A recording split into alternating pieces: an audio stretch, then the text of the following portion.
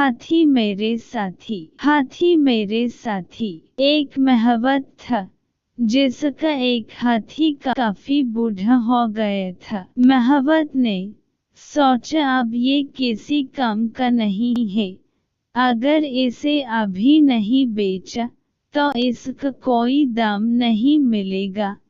ऐसा सोचकर वो उसे गांव के पशु मेले में ले आया। उसने हाथी को खूब साफ करके उस पर खूब सारा काला रंग और तेल लग दिया। ये सब करने से हाथी जवान लगने लगा। मेले में दूर दूर से लोग उस हाथी को देखने आते।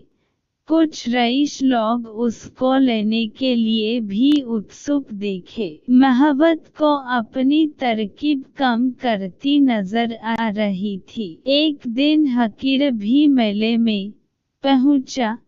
वो हाथी देखते ही अपनी भौं से कोड़ के खड़ा हो गया।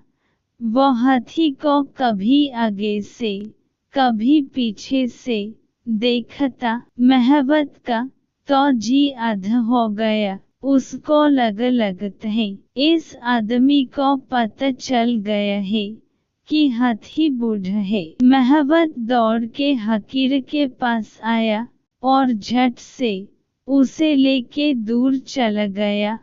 महावत ने 100 रुपए हकीर को दिए और बोला चलो चलो और जाओ यहाँ से। हकीर ने कहा परंतु मैं ये कह रहा था कि महावत ने जल्दी से उसे वहां से और दूर ले जाके कहाँ हो गया। हकीर वहां से चला गया तो पता चला कि हकीर उस गांव का सबसे बुद्धिमान आदमी है। दूसरे दिन हकीर फिर से आया और लगा हाथी का मुआयना करने, कभी आगे से कभी पीछे से। महावत दौड़ के हकीर के पास आया और झट से उसे लेके दूर चला गया।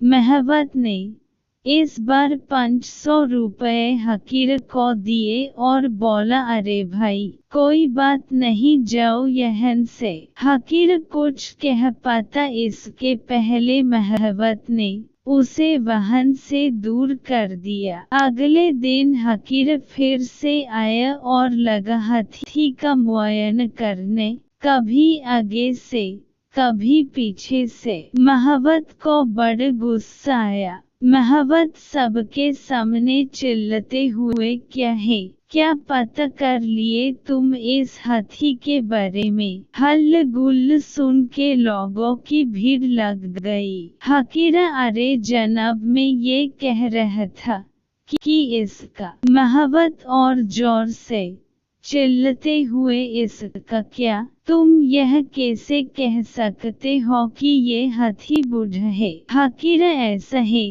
कि मैं समझ नहीं पा रहा। महावत अरे क्या समझ गए, क्या नहीं समझ पा रहे। चलो मैंने माना कि ये हाथी बूढ़ा और बेकार है तो क्या जाओ यार तुम्हारे गांव में मुझे सौदा ही नहीं करना। लोगों के आश्चर्य का ठिकाना नहीं रही। लोगों में कन्फ्यूसी शुरू हो गई। हकीर मेरी बात तो सुनिए। महावत सर पर हाथ रख के बैठ गया। जाओ यहाँ से यार, मैं मान गया तुम बहुत बुद्धिमान हो। हकीर मेरी बात तो सुनिए। महावत बोलो भाई बोलो। हकीर मैं समझ नहीं पा रहा हूँ कि इस जानवर की पूंछ आगे है या पीछे। महावत दीवार पर सर पटकने लगा। हकीर ने पीछे से बोला और हान इसका मुंह तो है ही नहीं। पलट के देखा और जोर से रोने लगा।